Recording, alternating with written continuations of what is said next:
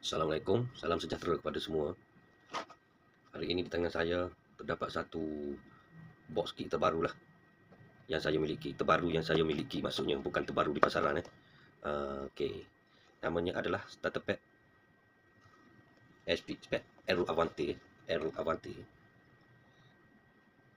Jadi box ni saya dapat pada harga yang agak berpatutan juga. Ini direct from Jepun ya. Kalau kita lihat di sini,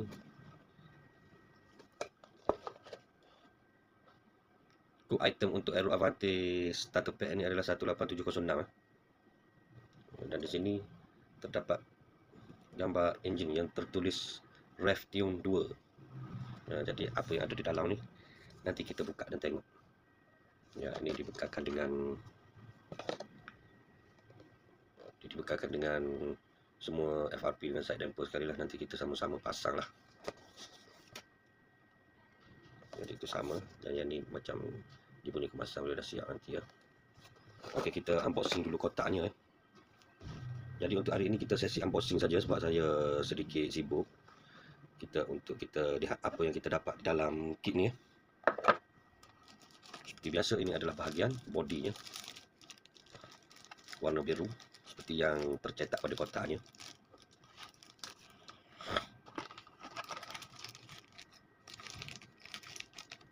Ini bahagian FRP, sistem brake dan semua. Ya, ada dapat screwdriver sekali ya, dengan getah grip dan mini spana. Jadi ini sesuai lah kotak ni untuk dimiliki oleh pemula kerana dia disertakan dengan alat bantu sekali dalam pemasangan ya. Ini seperti biasa, dia terminal grease, dan ini skru-skru untuk pemasangan kepingan-kepingan FRP nantilah.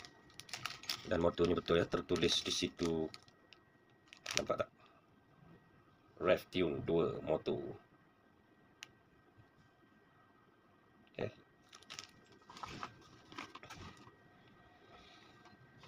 Tayar kategori hard atau super hard saya tak pasti, cuma di kotaknya semua tertulis Cina, tulisan Jepun ke Cina. Okey, tak ada tertulis pasal tayar. Wheel biru, set biru. Avante ni dia set biru.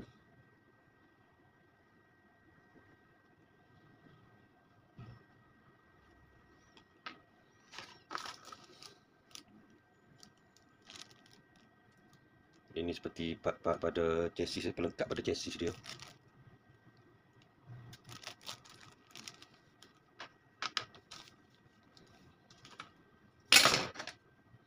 Ini chassis.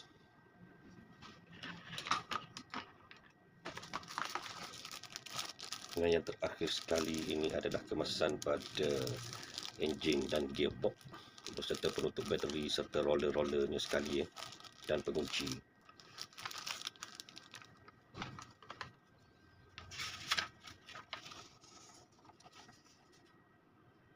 Okey, jadi ini adalah manual untuk pemasangan aksesorinya, kepingan-kepingan FRP semua tu dia asingkan ya. Ini kertas kuning, kertas amaran. Dan ini manual untuk pemasangan. Oh, ada stiker sekali ya, stiker untuk body.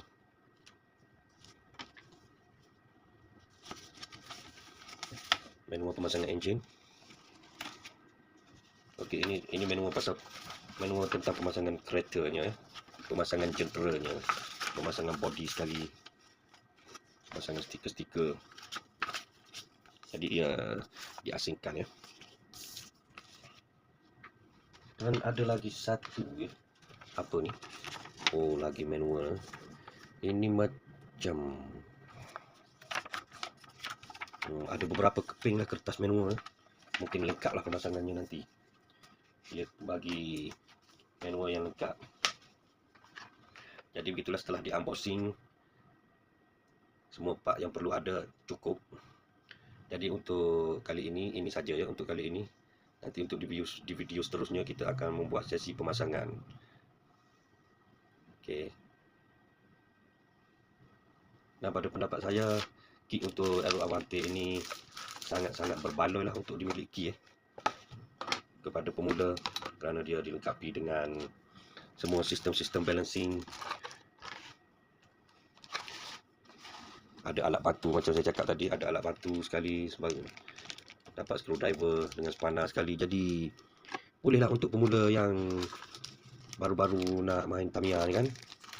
Jadi belum ada perkakasan yang cukup untuk pemasangan semua. Jadi cukup berbaloi kerana harga dia juga tidak terlalu mahal, agak berpatutan, masih di dalam sekitar harga mampu milik.